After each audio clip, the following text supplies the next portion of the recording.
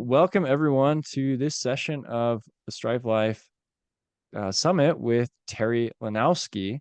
I'm super excited to be able to do this Q&A session with you. Thank you so much for being here, Terri.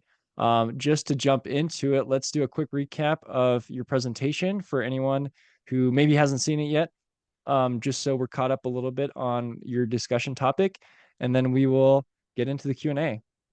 Well, first of all, thank you, Nino, for inviting me to be part of this summit and for you taking the efforts to make it available to so many people. So thank you, first of all. And I was invited to speak about a topic that's very near and dear to me, and that is soulful listening. And during my workshop, we kind of walk through the importance of deep listening and how that impacts all relationships, whether it be work, romantic relationships, with your children.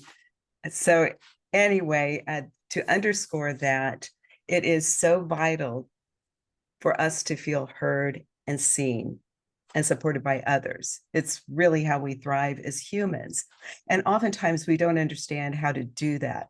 So what I present to everybody is a 5-element holistic approach to connecting on this deeper level, which includes the 5 elements of soulful listening, the first of which is self-care.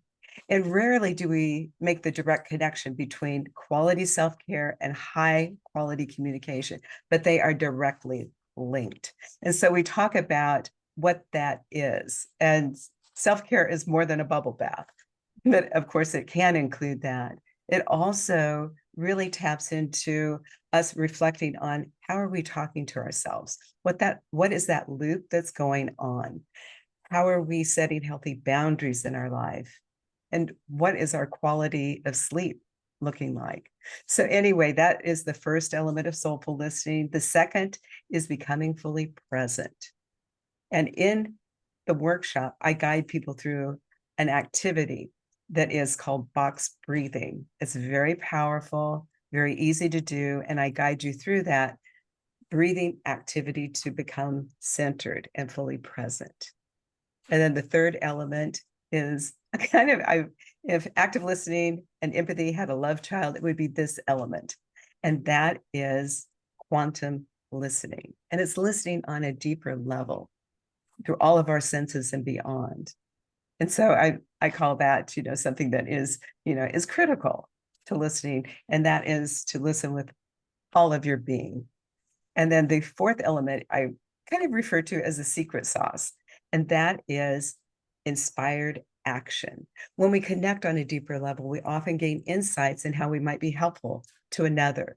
And so taking action is really, really fundamental in quality bonding and in relationships. When we feel seen and heard, and then we know somebody has taken action.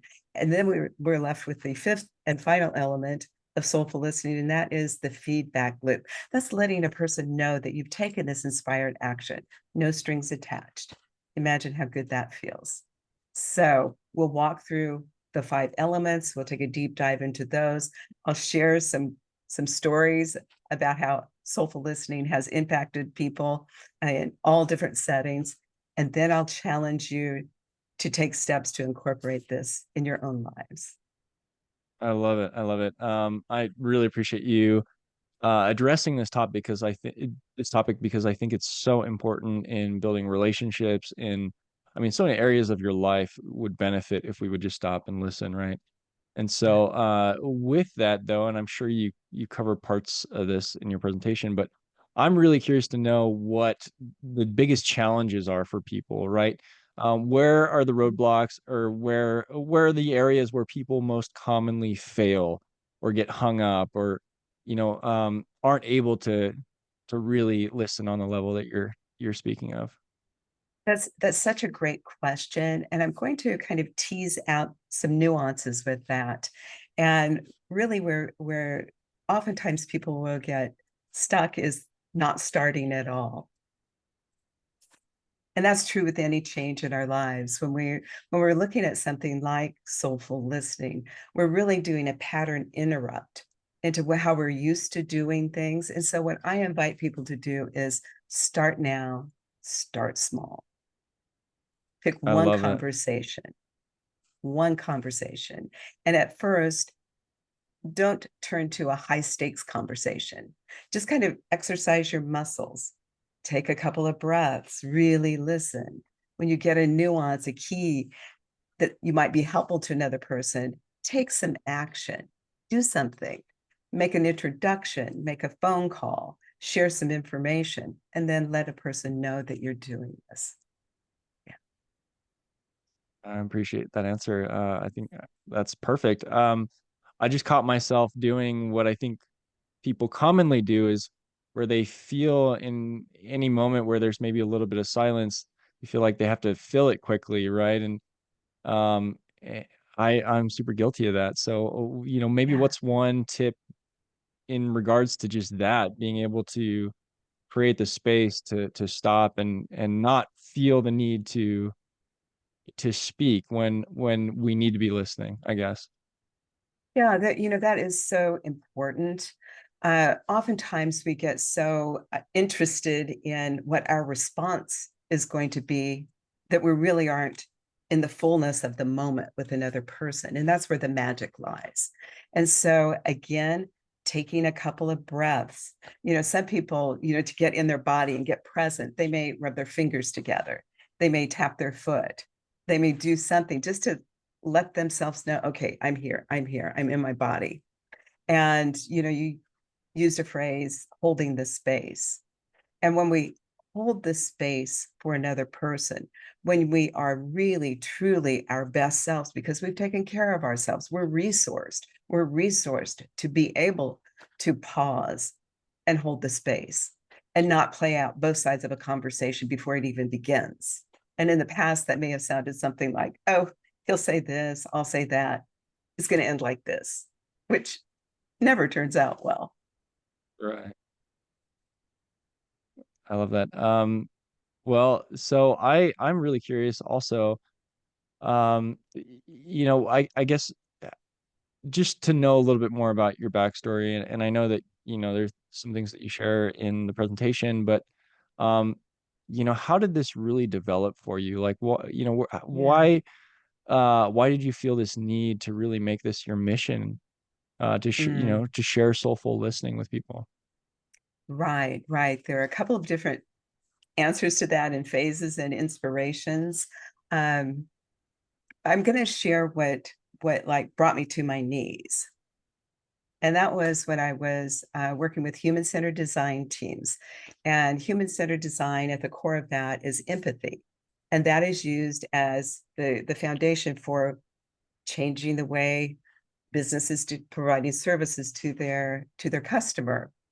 And what I saw, we were competing for showcasing workforce innovations at the White House. And so the teams I was coaching ended up there twice. And along the way, I was, reviewing some research and I ran across this one statistic, and it was over half of the American population is lonely. Wow. And the health implications of that loneliness are equivalent to smoking 15 cigarettes a day, with the ramifications now in the regard to health exceeding those of obesity. So I wept. I mean, I did. I just wept. I thought, how can this be? And then I did a deep reflection of myself. What made me different? What made my relationships different? So I sequestered myself for a couple of months and really, really got to the bottom of that. And what I discovered was there are major missing pieces in how we've learned to communicate. And those ended up being involved into what is now known as soulful listening. Rarely the self-care, and then the like the bracket at the end of the feedback loop. Sometimes we're in conversations and we fillet ourselves. We're laying it all out there. We feel safe, we feel heard, people are leaning forward, and then crickets. What may in fact be happening, somebody may be taking some action behind the scenes on your behalf, but if you don't know about it, we as humans will fill in the blank. And we are never correct when we do this. It is not a true story, but we catastrophize, we do whatever, we think this person didn't hear me, they don't care. When in fact, maybe they really did care and we're taking action. So I just, underscore the importance of just stopping in and saying, hey, I heard you, this is what I'm doing. Might not be any big result from it, but I've got your back, no strings attached. And so why this became so important to me early on in life. I grew up in a situation that was chaotic and not all that safe. I grew up in a small country town in Nebraska on the second floor of a stately mansion. So that sounds lovely and glamorous. And the reason it was a second floor is because my family had converted the first floor into a bustling restaurant. From 3 years old on, there was banging and clanging and late night bar crowds beneath my bedroom. And so I had kind of a quieter temperament. And what I wanted more than anything was to feel seen and heard. And my family, my immediate family, was not available to do that. They were all consumed with the business and they kind of turned to alcohol for their solace. And so I longed for that without even being able to give name to it. And fortunately, there was one person that did listen to me, and that was my grandma Helga. And in her presence, it was as though we were in a safe, warm, delicious bubble. Savory aromas wafting in from the kitchen.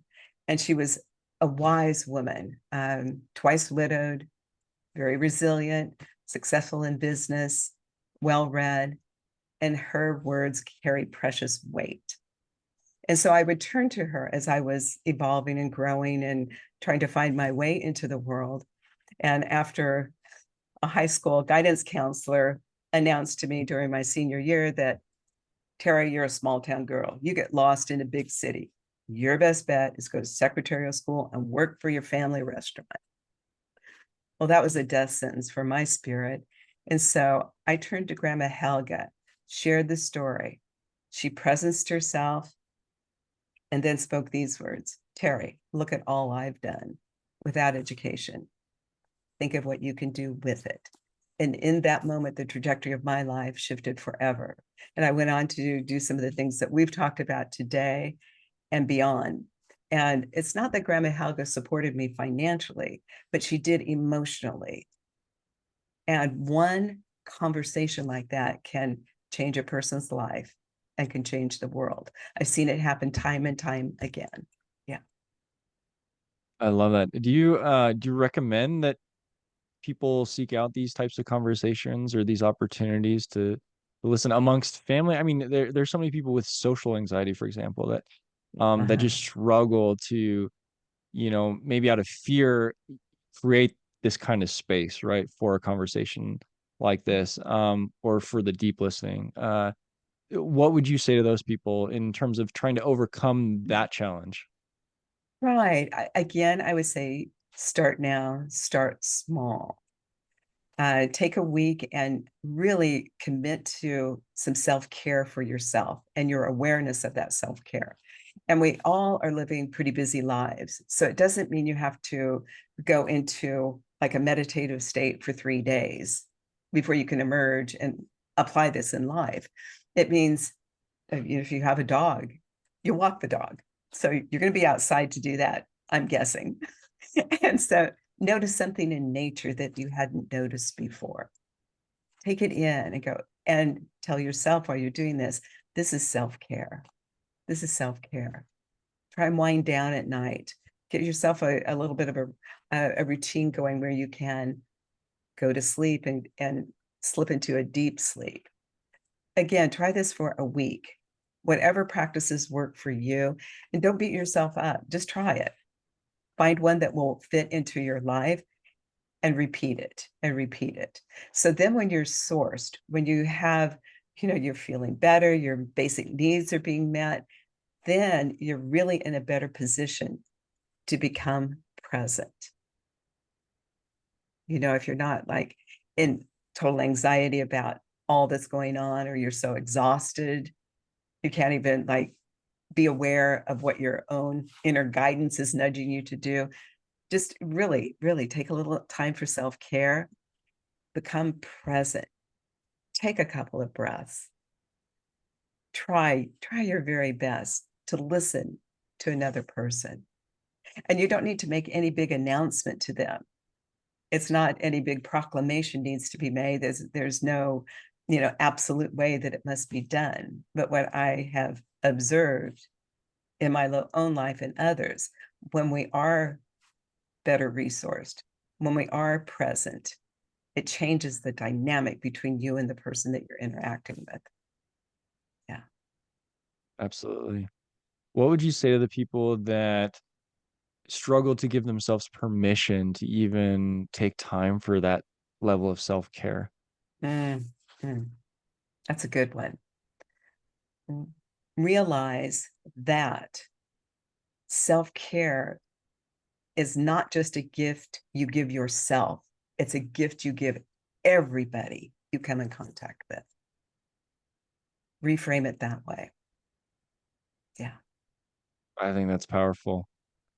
Uh, this is such an interesting and fascinating topic for me because uh, on so many levels, I need to be a better listener, and that does start with my self-care. I struggle with that aspect of it for sure, and it is difficult for me to show up fully present in conversations as a result of that. And I feel like with so much on my plate, I'm constantly scrambling to make up lost time, in these Mm-hmm. places. And so, um, I definitely need these types of reminders. How can we continue to remind ourselves, beyond watching this presentation and being part of the summit? Is there Yeah. anything that you do to keep it, forefront of mind and remind yourself constantly to take that time? Right. And it is, it's an ongoing process, with me, and I've been doing this for a while and I'm pretty good at it. And there are times when I need to tap the brakes and get recentered my own self. So I'm sharing that from a very vulnerable place. But what I will also share is that when we start now, start small, take a baby step, and we have a little grace and compassion with ourselves, it makes it easier to take that next step. And we all are breathing, right? so so the box breathing that's in the presentation, try that. And within just a couple of minutes, it's almost like our autonomic nervous system is reset. We can think more clearly. And so you say you're pressed for time and you're scrambling all over the place. That actually helps you to do more. Yeah. I love that. I love that. I will definitely be implementing that myself, and hopefully benefiting in the way that you've described, because it sounds amazing to be able to be constantly present like that. Mm-hmm. And I know that my relationships would benefit immensely as a result of that. I just wanted to ask, for the few people here, if there are any questions that we have from our audience. If so, feel free to unmute yourself and ask. We'll just give it, maybe a minute. We'll see if we have any questions, and I'll wrap it up. So let's just see. Um, Let me check. Okay, we've got, yeah, got a couple people on here. Type in the chat here. You can also just, if you don't feel comfortable being on camera or speaking, you can feel free to type the question into the chat if you have any.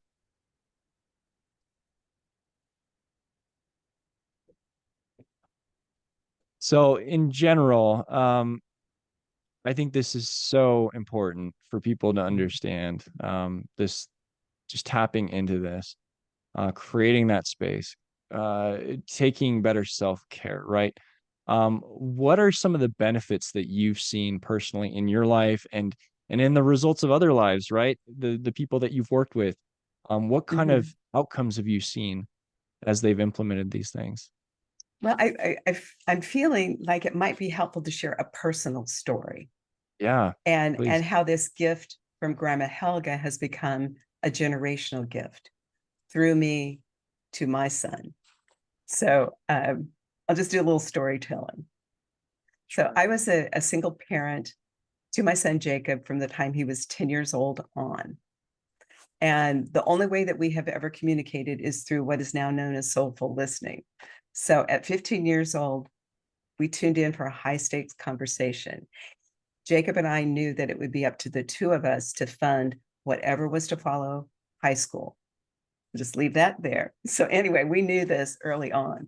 And so at 15 years old, we tuned in and I asked Jacob, what would you like for your after high school experience? And then I listened. At 6'5", 300 pounds, Jacob announced, Mom, I'd like to go someplace strong in math and science. And if I could, play on a good football team. Is there a place that has both? I just go, we're in Nebraska. There's cornfields in the backyard. Where did this come from? But I heard Jacob beyond his words, beyond his body language, to that deeper part of him that was calling forth a life of greater possibilities than could be expressed in our hometown. So I told Michael, Jacob, I'm sure there are places that have both of those. I just don't know where. Let me ask around. So again, I'm letting him know I'm tuning in. I'm hearing with all the senses. So I checked around and a Southern school kept popping up. So I took that back to Jacob, the feedback loop. And he then said, we should go. And I didn't even know how I was going to pay for a plane ticket, let alone feed this gigantic athlete in a big city. But when we listen soulfully and take action, doors kind of seem to open. So we went to this Southern school. He had just turned 16, end of his sophomore year, met with coaches, met with students. A couple days later, we're in a park. He looks down at me from his 6'5" perch and said, Mom, I feel like I belong here. And that was it. By the end of his junior year, Jacob had earned a full scholarship to become an offensive lineman for Georgia Tech.